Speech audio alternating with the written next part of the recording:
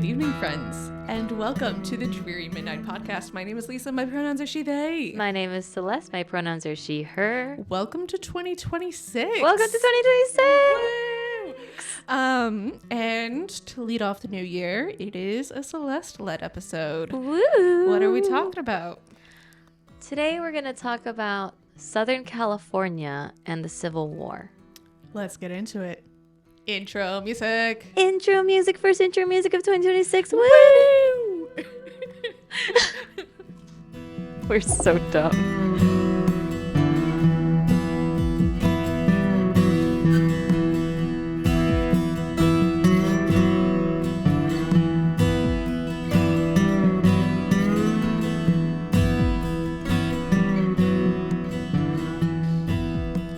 We're just enthused to see each other again. We're charming. Yeah, So just for we haven't context- seen each other since December. Well, I know that we did the Dreary December, but I went to California, to my hometown, And I stayed mostly in the DMV, so which is Lisa's hometown.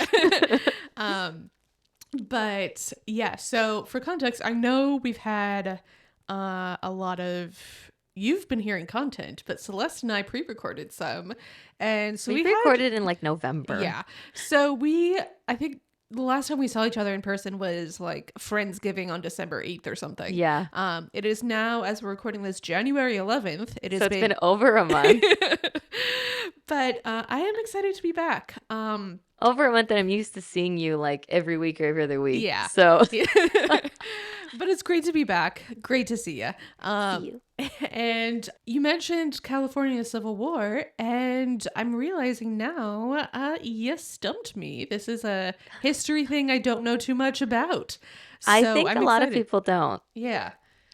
And I think if I wasn't from this area, that area, then I wouldn't have either. Because let's be real, Fair. Civil War, you think about the South, Yeah. the North, you think about, all those, the Carolinas and Yeah. Virginia. Like, and I grew up in Arlington County, named after Robert E. Lee's plantation, right? So the Civil War is such a huge part of this area, just the same way that like the founding of the U.S. is such a huge part of this area. Yeah. So I was in L.A. for California for the holidays because that's where I'm from and that's where all my family is. Yeah.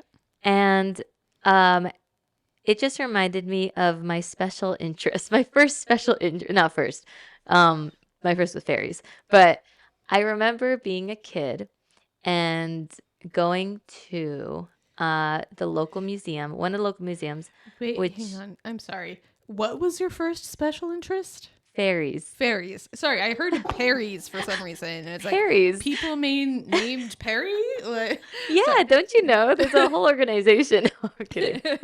Faye was my first special yeah, interest. fairies. Okay. So you But- go to your local museum that you had gone to as a kid. Yes. Well, so okay, let's trace it back. I'm from Wilmington, California, which is a town right outside of it's basically in the suburbs of LA. And it's next to Long Beach and San Pedro, which is what I tell people when they ask me where I'm from because nobody's heard of Wilmington. And it has a couple museums, and one of them is the house of the founder of Wilmington, the Phineas Banning House. And the other one is the drum barracks, which is a Civil War post Okay. from, a Union Civil War post. Okay. And those two are they were like a special interest of mine when I was maybe in middle school. Love it. Mostly because in December of every year, this is going to expose me for the nerd I am. In And December, nothing else has exposed us for the nerds that we are. Oh my this god. is going to be like, you're going to be like, oh, I get why you joined Ghost Tours. In December of every year, the Banning House holds an event called a Victorian Christmas I love it. I love where people dress in Victorian era clothes and they have a carriage with horses and They opened the grounds to museums. And like me being 11 years old and seeing this for the first time, I was like, I want to do that. And I almost volunteered to be one of the Victorian ladies like when I was older, but it conflicted with my college schedule at the time. So I was like, nah, because you have to like take classes so that you know the history of it and everything like that, because you're going to basically do tours. So then that's why when I came over here to the East Coast and I saw the ghost tours, I was like, I'm hopping on this opportunity. I'm not going to let it pass me by again. I love it. I love it. So let's just go straight into it. All right. First, I'm going to talk about Phineas Banning. Okay. And then I'm going to talk about the drum barracks. Okay. And then I'm going to talk about some ghost sightings. Ooh. So, Phineas Banning, who dat? Okay. He was a man who is called the father of the Port of Los Angeles. Okay. So for anyone who's not familiar, I'm sure I can never gauge what people do and don't know about LA. Mm-hmm. So for anyone who's not familiar, the LA port and the San Pedro Harbor are a super big shipping, like a super big shipping places, because it's basically like I know that the East Coast is also known for trade, but that's basically the harbor on the West Coast. Yeah. With the Pacific Ocean. Yeah. So a lot of trade with East Asia or like yeah, islands, I guess. yeah, Or like going down to South America type deal. yeah. Pre-Panama Canal. Well, yeah, pre-Panama Canal. Well, it's actually not pre-Panama Canal, but ugh. I actually don't, because I'm thinking, yeah, it has to be with Asia and like those and the islands out. those islands out there. Yeah. But either way, like that just opens up a whole new opportunity, because Yeah. now the world's circular. Yeah. Yeah. Flat earthers don't come from me. Flat earthers not welcome here. He was born in Wilmington, Delaware, to the surprise of no one. When he was 13, he moved to Philly to work at his brother's law firm. And then in his late teens, he worked in the dockyards of Philadelphia. And at age 20, he signed up to work a passage to the then exotic Southern California. Ooh. I know. I'm so sorry I missed it. Where was he starting from? He was born in Delaware. At 13, moved to Philadelphia to start working. Okay. At age 20, then took a passage to go to Southern California.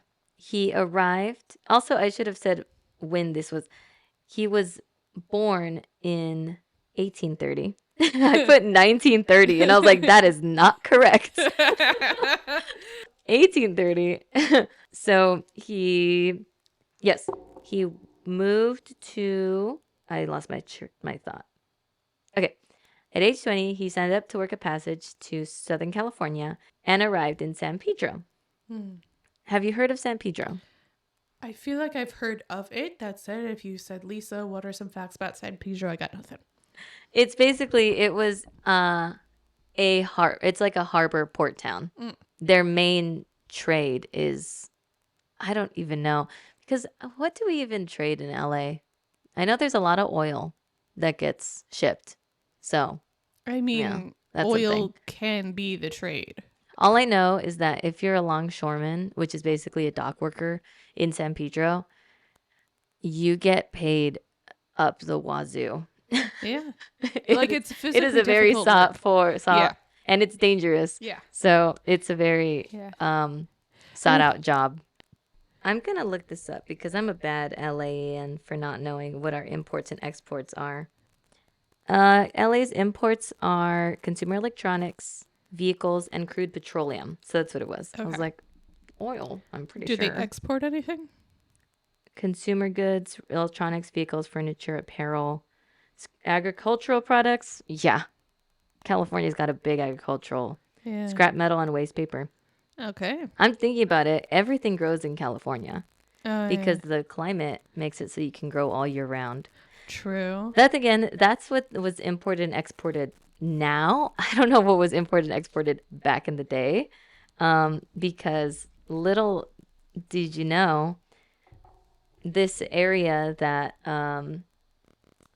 Banning settled was basically like it was a harbor, but it was mud. It was just it was like not it was a shallow harbor. You know, you couldn't really bring. I mean, much like Alexandria. Back in the Yeah, day, this was a marshland. Yeah. Exactly. Similarities there. Yeah. He arrived in San Pedro, worked in a fishing village, fishing, of course, Duh. as a store clerk. Okay. And Pedro still has a huge fishing industry, so I don't know what I was thinking. Then he was a stagecoach driver Okay. on the line that connected the village of San Pedro to the city or pueblo of Los Angeles. It was like a town at that point. It was a town of less than 2,000 people. Okay. I know. And so he basically started working, saving up his money. I think there wasn't much information about his life between Pedro and actually getting, I don't know how he accumulated his wealth. But I'm assuming he just worked hard. Also, We can't rule out insurance fraud. also, he was also one of like 11 children, so I can't imagine his parents were like giving him a lot of money. Yeah. Yeah. Again, cannot rule out insurance fraud or faked identity or some shit. Yeah.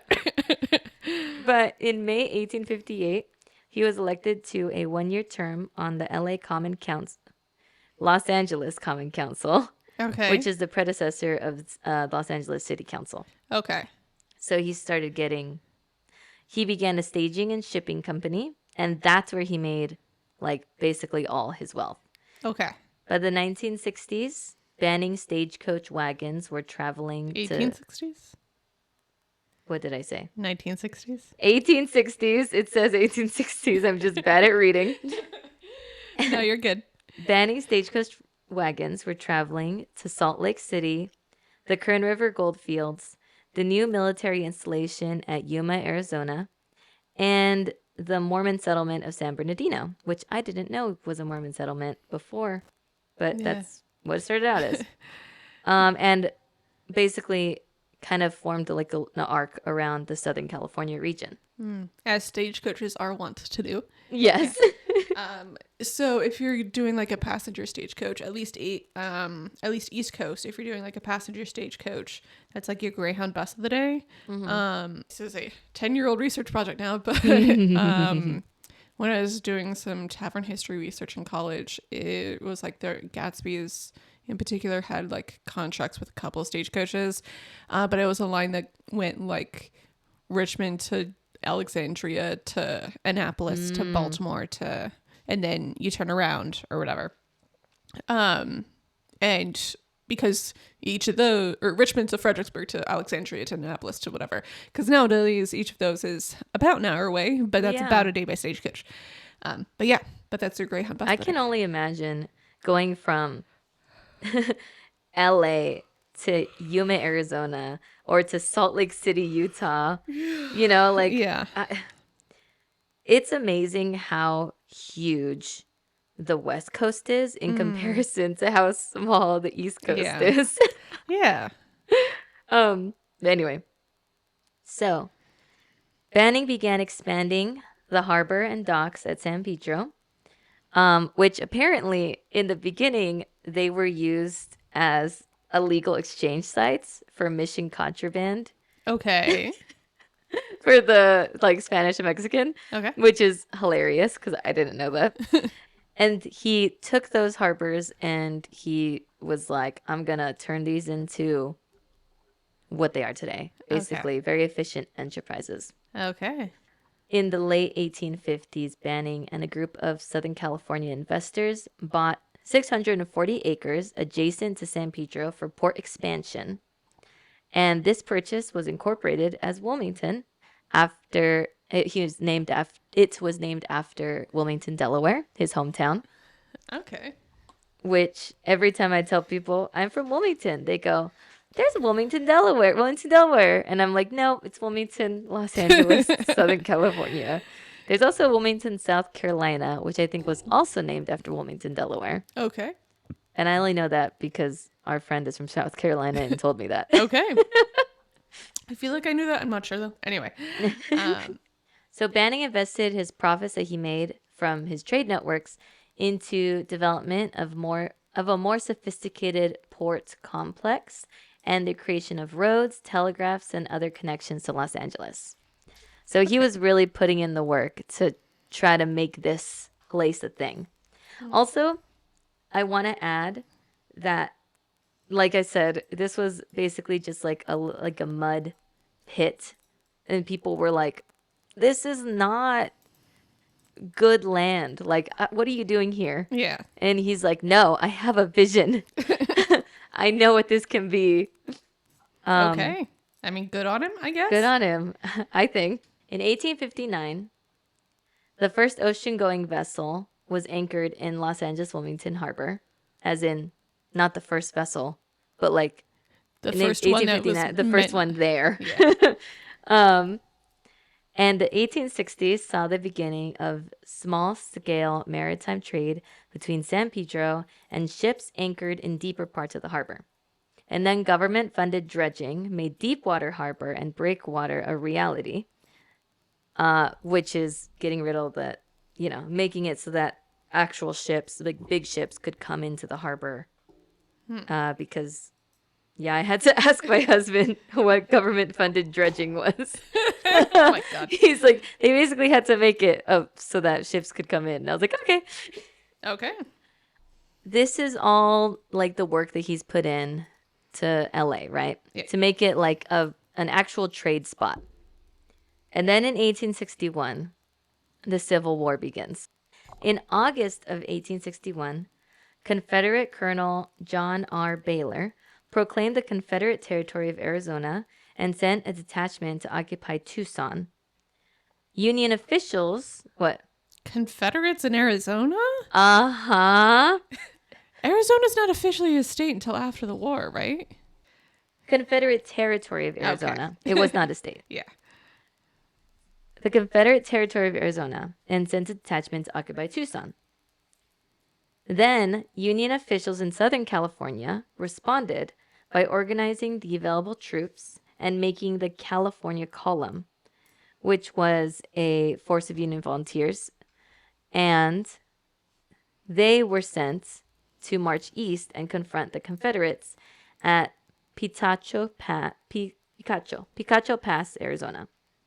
And that was like the Battle of Picacho Pass, also known as the Battle of Picacho Peak, which was a battle in the West Coast that nobody talks about. Yeah.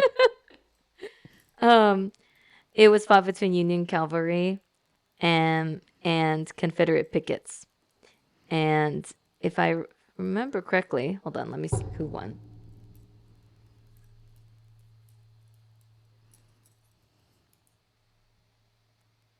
It was a Confederate victory. Boo. I know. But, it was relatively small. There were only 3 killed and 3 wounded. There were only 3 killed, 3 wounded on the Union side, and 1 killed, 4 wounded, 3 captured on the Confederate side. Okay. Anyway, so this is something that I was surprised to learn. There were a lot of Southern sympathizers in Los Angeles. That's surprising. I know. On what grounds? I have no idea. It doesn't really explain like why there were Confederate sympathizers. James said it makes sense, and I said why, and he was like, it just does, and I was like, but why? It doesn't explain why they're Southern sympathizers. My only guess is that a lot of the people who were in LA maybe came from Southern states. That would make sense. There were 3 concerns about the Civil War and Los Angeles. Okay. The first concern, which is what I kind of touched on, is that a lot of Southern Californians favored the Confederacy. Okay. And there were actually pro-Confederate demonstrations made in Los Angeles and El Monte. which is hilarious in context of today that a pro-Confederate demonstration would be made in Yeah. Los Angeles. Yeah, no kidding. So there was the worry that the Confederacy might seize Southern California, gain control over the gold being mined near San Bernardino. Because remember, California was a gold mining place Yeah. also. Yeah. And use San Pedro Bay as a base for privateers that would raid gold ships. So they were, now that the bay was like an actual thing that was used for trade, people were worried that the Confederacy would use it. There was also the second concern. There was a second concern that Native Americans in California and Arizona, what is now Arizona, their own territory, saw the war as a chance to seize cattle, drive off settlers, and reclaim their lands. Don't So blame there them. was hostility coming from there. That makes sense. That makes sense. And there was also the concern that turmoil in Mexico would allow the Confederates to launch cross-border raids, or that they could use Mexico as a way in to then invade California. Okay. So the solution was to build a major installation, a Union base, basically, adjacent to the San Pedro Bay and 25 miles south of Los Angeles, to be garrisoned by troops moved from Fort Tejon and later recruits from Northern California who were pro-Union. And the land was donated by none other than Phineas Banning. That guy Phineas. All right. That guy, Phineas. Banning was pro-Union, and he was worried about the Southern sympathizers. He even sent a letter to Lincoln. I don't know if it got to Lincoln or if I couldn't find a lot of research. I just remember reading that he sent a letter to Lincoln that was like, hey, if we don't do something about this, Something's gonna happen. the Confederacy is going to take California. Yeah. So he sent a letter to Lincoln, and then he was like, Banning and fellow Californian politician Benjamin Wilson Okay. donated plots of land for the military base called Camp Drum or the Drum Barracks. It was named for Richard Coulter Drum, Assistant Adjutant General of the Army's Department of the Pacific in San Francisco. That is too long of a name, too long of a title, What a I think, title. for anything. It was basically just there to try, the drum barracks were basically made to try to alleviate all of those problems for Confederate sympathizers. At least 3 of the leading citizens of Los Angeles, at least 3 Confederate sympathizers of Los Angeles were arrested and taken to the drum barracks. Okay. Newspaper publisher Henry Hamilton was arrested in Los Angeles in 1862, taken to the drum barracks, and then placed aboard a steamer to be taken to San Francisco for confinement in Alcatraz. Okay. Yep. Which it always surprises me how old Alcatraz is. Did we do an episode on Alcatraz yet? Not like a full researched one. We have, I think, some of your stories from Alcatraz, but not like a. But not like a full research. Yeah. We should do that. Yeah. That should be next. I should just do a whole thing of California history. You should. There's a TV show that my dad used to watch in like the 90s. That was basically a guy that literally just went, like, it was on, I don't know if it was a History or Discovery or something. Or it was just like maybe a local network. But it was a guy who would just go and visit places in Los Angeles, like places in California. I think it was called like Beautiful California or something like that. And my dad still watches reruns of it, even though the host died like years ago. And that's how I feel every time I talk about LA or California. I'm like, the beautiful California guy would be so proud of me right now. I love that. I love that. Anyway. An undersheriff, A.J. King, was arrested also, and the former California Attorney General and later Los Angeles District Attorney E.J.C. Cowan was arrested for treasonable utterance and sent to Fort Alcatraz. Basically, drum barracks were always the place that they went first, and then they went to Fort Alcatraz. Okay. They have like quotes here from them, but I don't want to read them because they're like kind of racist. Anyway. Wait, the utterances, the treasonous utterances for pro-Confederate folks are racist. What? Anyway, so yeah. Oh, by the way, the construction of the drum barracks cost $1 million. $1,018,50? Yes, one Okay. million $1,850. Isn't that insane? That is I think I did the math once. That's at least 36 million today. Oh my God. Yeah. Also, this is hilarious, and I have no idea where to put it, but they brought in camels to try to Okay. be like pack animals, Okay. especially because it was muddy and stuff, and they Yeah. were like, "Oh, well, we can use camels." That lasted less than a year because the camels, and this is what I just heard from doing like tours and stuff, like Yeah. um, although they were efficient pack animals, they were too stubborn to actually like do any actual work. Like they didn't know how Fair. to handle the camels. Okay. So they weren't actually that useful. But there's like a playground across from the drum barracks that still has like camel stuff, I love like a it. giant camel that the kids can like climb on I love it. because that's just like a thing, Okay. which I just I thought was love it. so funny. It's like the ostrich, not the ostrich, the emu war of Yes. Australia. It's like people just trying We should to, also do an episode on that. yeah, Anyway. seriously. So basically, the drum barracks were just a way to have a Union base in California so that the Confederacy couldn't take California and couldn't take resources and use them for the Civil War. Okay. And instead, the port of Los Angeles was a Union port. All right. Yeah, which is great. Also helped with the threats from Mexico. Also, unfortunately, helped with the conflict with Native Americans. Yeah. After the Civil War after the Civil War, the barracks were decommissioned, but the port and harbor continued to grow. Nowadays, I think the only things that are standing are the powder.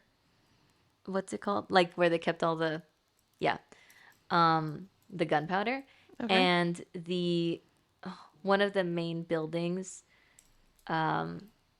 the junior officer buildings. And like that's the only thing, everything else was torn down. But then they were like, no, wait, let's save these. So they did. All right. Okay, so cool thing about Banning is that he was a state senator after the Civil War, and he signed California's ratification of the 13th Amendment to the US Constitution. So his signature is actually on the US Constitution, not on the ratification for the 13th Amendment, Oh, that's so cool. representing the Union Party. He was also given the honorary title of Brigadier General. Brigadier General of California 1st Brigade, which was a purely honorary title, but he insisted on being called Okay. General Banning for the rest of his life. You know what? If I had that sort of title, I would do that too.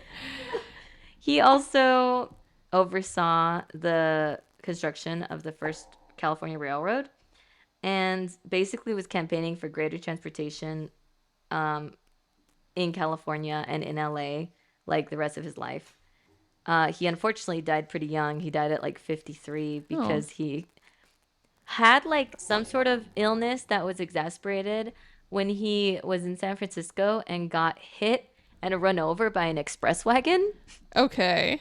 which is like, wow, that's a shitty way to die. Yeah, no shit. I mean, he didn't die then. He just his sickness got worse. Oh, yeah. But I'm like, he was trying to be the pioneer for transportation, then he got killed by transportation. Doesn't that suck? I love the It's like irony in that. an artist getting killed by his own art. Like the guy who invented Segways dying adjacent to a Segway. Oh my god. That's sad. But anyway, when I was a wee lass and I saw Victorian Christmas, I was like, oh my god, it would be great if Banning House was haunted. Is Banning's house haunted? No. I mean, okay. People say it is. People, if you ask people, is it haunted? They'll go, yeah. And then they'll go, by who or by what? And they're like, oh, I don't know. Boo. Yeah. So I'm like, I'm going to say it's not haunted because there's no, like, nobody can cite a story that's like the wife of Banning or whatever, like, or sometimes he stands on the balcony as though he was giving a rousing speech, or like there's no, blah blah. But the house is still interesting if you want to go to, if you want to just look up like Banning Museum, Wilmington, California, or like Los Angeles, California.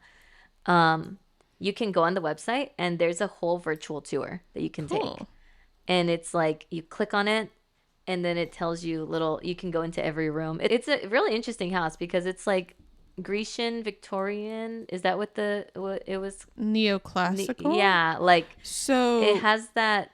The point is like that house was the only house with that like East Coast style okay. because all the other houses around it were like Adobe style. I know Grecian was the word that they used because they had a So, lot of like this curvature. But either way, if anybody wants to look it up, there's like more about Banning and that family. It's interesting, at least if you have yeah, like for sure. 30 minutes to kill. Yeah. Um, and I took my husband on a date there one time. Nice. Like when you were first dating? Or Yes, I when we love were that. first dating, I love when it. I still lived with my parents. Love it. Anyway, so I'm gonna class it as the house itself is not haunted. Maybe Okay. it is, and I'm wrong. But you know what is haunted? The The drum barracks. Okay. Those are I haunted. love it. They were actually on Unsolved Mysteries. Okay. Yeah, under like Civil War ghosts. Like there, I guess there was an episode on Civil War ghosts, but they're on Unsolved Mysteries, and so I have direct quotes from people that were interviewed who experienced hauntings. So I want to read those quotes. So, Drum Barracks is now a museum, by the way. Okay. And so you can still visit it today. Similar to like the Ramsey House, where you Yeah. can just go in and, yeah, Yeah. take a tour, or, Yeah. Carlisle House, you can go and take a tour. Yeah. On the Unsolved Mysteries page on the Drum Barracks. Mm-hmm. So I'm going to be reading from that. Cool. So Marge O'Brien is the museum's director and curator as of the time of this post. Mm-hmm. And what year was this post? I think 2014 is when the episode came out, or when this post came out. Okay. So, at the time, Marge O'Brien is the museum's director and curator. And then this is a quote: "You can lock the rooms at night, in fact, very religiously. I check all the rooms. They're locked, the lights are off, the shades are down, and you come here at 8 o'clock in the morning, and the light in the parlor might be on, and then again it might not, but the shades may be up." So, lights are hinky. And shades, too. Okay. But they're fiddling with the light source at some point. Yeah. They're fiddling with Whether light it's source. sunlight or something else. Yes. Also, I don't know what the upstairs neighbors are doing. It's either learning how to tap or moving something. Maybe they're building their own drum barracks. Maybe. But anyway, that is what any weird background noise is. Yeah, if there's any weird background noise. I think these mics though are pretty good at filtering out stuff. Yeah. Like Yeah. when I listen back, I can't really hear background noise much. Yeah. But anyway. But anyway, if I get distracted by something, that's why. Also, I want to say that the drum barracks were not like, they were drum barracks, and then it was like at some point it was a high school, and at some point it was like just abandoned land. And so like it has its history, just like the Carlisle House kind of has its like that. It was kind of like Yeah. multiple things. Yeah. Or the Ramsey House. Marge, a team of craftsmen and volunteers, worked for months. Oh, this is when the museum was first getting rebuilt because it was a rundown building that they decided to restore. They worked for months overhauling the museum. The old building slowly came back to life in more ways than one. According to Marge, spooky occurrences became normal. Quote, "I'm sitting in my office and something will take my attention. Either a window will rattle, the roses will hit against the window, some wind possibly.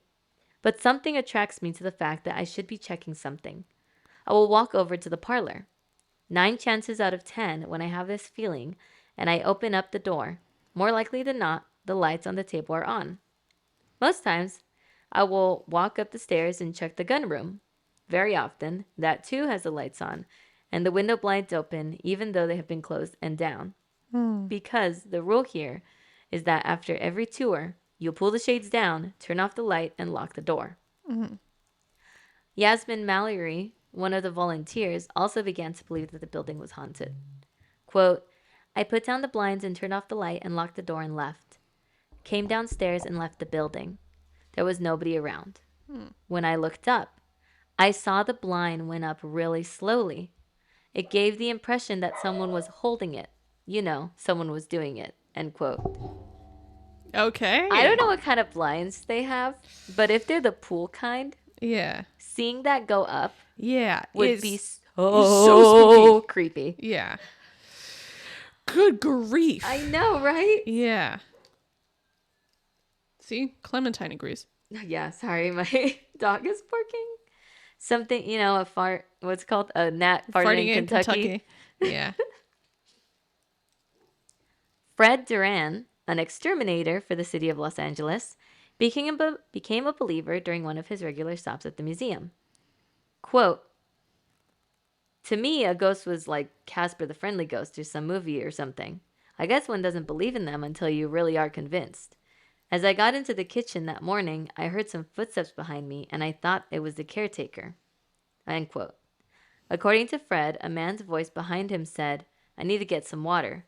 Fred says he didn't pay much attention. Then the man asked, have you seen Maria? According to Fred, quote, as I turned around, there was this guy there, and I thought it was kind of odd because he was in a Civil War outfit. So as I was going out, I saw the caretaker there and the workmen also, and I just asked him, I said, hey, the guy that lives here takes his job seriously. And they said, you saw the captain's ghost. Oh my God. Marge O'Brien says she believes Fred. Quote, if Fred said he saw it, he saw it. I have no doubts in that. Fred's a very honest man. My reaction is, I wonder why he had to come now and why to Fred, end quote. So, they then hired a psychic, Barbara Connor, to search the museum for ghosts. I don't know how I feel about psychics who look for ghosts. Do you believe in them? Not in, like, I know they exist, but do you believe what they say? Believe that they do the thing. So I think my take is that the kind of people who go on TV to do it and seek it out for money might have like a hint of a something, but don't actually have like a full something, right? I think that observation is a useful skill that people don't always realize that they're observing and taking in information even when they are. But I also think that there is a subset of a subset that are actually doing what they say they are doing and having the encounters that they say that they are. I also think that the greater part of that subset is maybe like 5 or 8% perceiving something extra, but the rest is just taking in a lot more of the cues than they might realize that they are. Okay. What do you think? I think it depends. I think I believe that people definitely have a sixth sense. Yeah. I mean, I know people in my life who never ask for it, but they like constantly are seeing ghosts or hearing spirits or something. But I think yes. I think if you're one of the TV ones, then maybe you're either not doing it or you're not, or you're like hamming it up for the camera. Yeah. I don't know how I feel about like people who aren't on TV but are still like selling the services. I'm like, I mean, why wouldn't you if it's a skill that you have? Yeah. But also so I kind of take it with like a grain of salt. But if it's something that's like there's no way this person would know that. Yeah.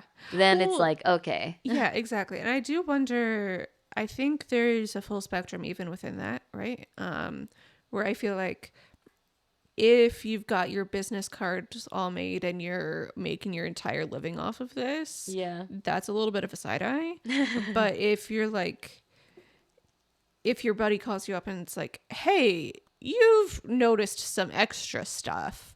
Can you come down and like see if you notice extra stuff over here? Yeah. And it's just sort of referrals and people happen to send some money your way after for getting the solution. Yeah. Then the more money involved, the less I believe you, Yeah, basically. it's the same. Yeah. Off topic, do you remember the show Psych? I never watched Psych. Oh, I think you would love it. It's literally about a guy who's just super smart and can deduce like crime scene stuff. But if he just comes out and is like, "Oh, I know who did it," people are like, did you do it? Like, how do Yeah. you know this information? So he pretends he's like a crime scene psychic Okay. to Yeah. to get people to listen to him. It's really fun. You should watch Yeah. it. Anyway, so speaking of, so March asked psychic Barbara Connor to search the museum for ghosts. I don't know if this was for the show or if this was previous to the show, Yeah. prior. But according to Barbara, the drum barracks were full of restless spirits, and there were several of them in the officers' lounge. Two were playing cards, another stood by the window looking through the curtains, and one phantom seemed more aggressive than the rest. Quote, he looked at me and he said, I want this chair closer to the fireplace because I'm cold. He also said his boot is too tight for him. End quote. Marge said the information rang a bell. Quote, what was interesting is my research showed that Colonel Curtis, who was the commander here the longest, had frostbite in his left foot when he was fighting natives up in Washington. Right around the ankle, above where the nerve endings were, there was a great deal of pain which he suffered much of his life. He would wear a boot that was a size smaller so that he could have more control of that foot, and he dragged it. There's no way Barbara could have known that when she walked into the room. I had just started to uncover this research. End quote. See, that kind of thing I believe. Where Exactly. It's like, if there's no why would chance this person knew this sort of thing. exactly if Marge had just like figured that out, Yeah. and then Barbara said it, it's like, oh, Yeah. maybe there is something here. Well, and what I love is also like historically the flip side of that as well.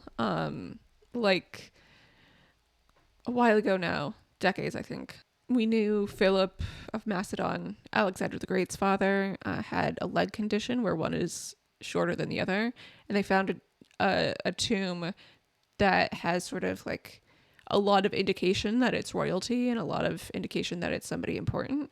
And they were thinking the dates line up for it being Philip of Macedon, but there's no like, there wasn't much written whatever. And thing about that generation is like there is a dozen Philips, so even and like a dozen Alexanders and a dozen whatevers. Yeah.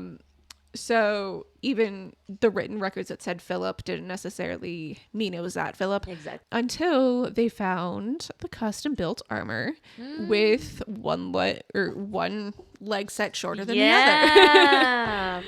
Oh, that's Yeah. cool. Yeah. Barbara says she continued to have visions upstairs. Quote, I told Marge, I said, there's a little boy here, and he's throwing the ball up against the wall. She says, we've heard this thump, thump, thump, and we couldn't figure out what it was. And I said, well, that's it. He's throwing his ball up against the wall. If you want him to stop, just tell him to stop and he'll stop. End quote. At the end of the tour, Barbara said she saw the ghosts of Colonel Curtis and his officers in a planning session.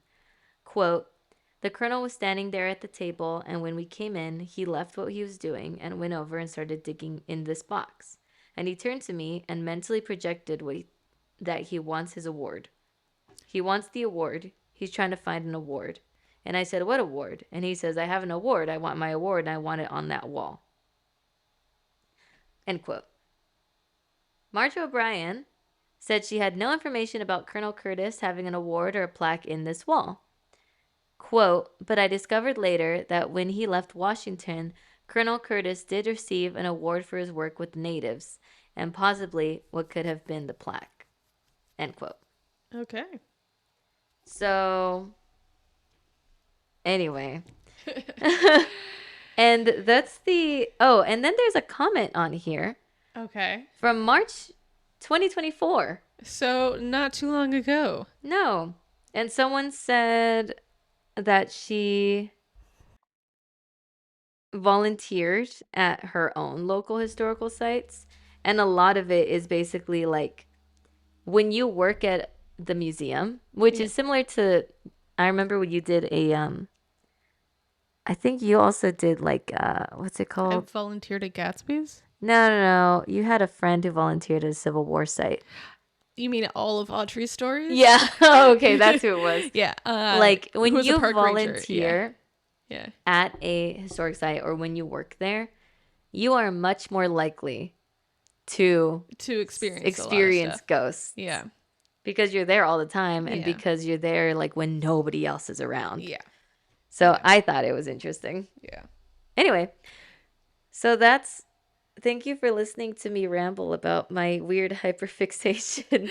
I love it. And thank you for joining for the first episode of the year. Love it. If you enjoyed this episode, consider supporting us on Patreon. Patreon.com/drearymidnight. We're about to record an episode, I Can't Get Away from Christmas Carol, because that's been my hyperfixation. Oh my gosh. But I'm going to rant at Celeste about the worst adaptation I've seen so far. So join our Patreon if you want to hear that. Yeah, but that'll come out next week. We have a brand new website, drearymidnightpod.com. We had a blog, and I decided to actually get us a domain. Oh, that's so fun. Yeah, but we have a website. We have a website, That's drearymidnightpod.com. So keep an eye out there as we upload a lot of the older episodes, and I want to start blogging there soon. But follow us on Instagram at drearymidnightpod and send us an email if you have a first-hand account, drearymidnightpodcast@gmail.com. If the Banning house is actually haunted, tell me Shoot your story. Shoot us an email. Yeah. drearymidnightpodcast@gmail.com is the way to do that. And with all of that said, go find your local historical society and volunteer there, because maybe you'll find out some ghosts. And safe travels home on this dreary midnight. Good night. Good night.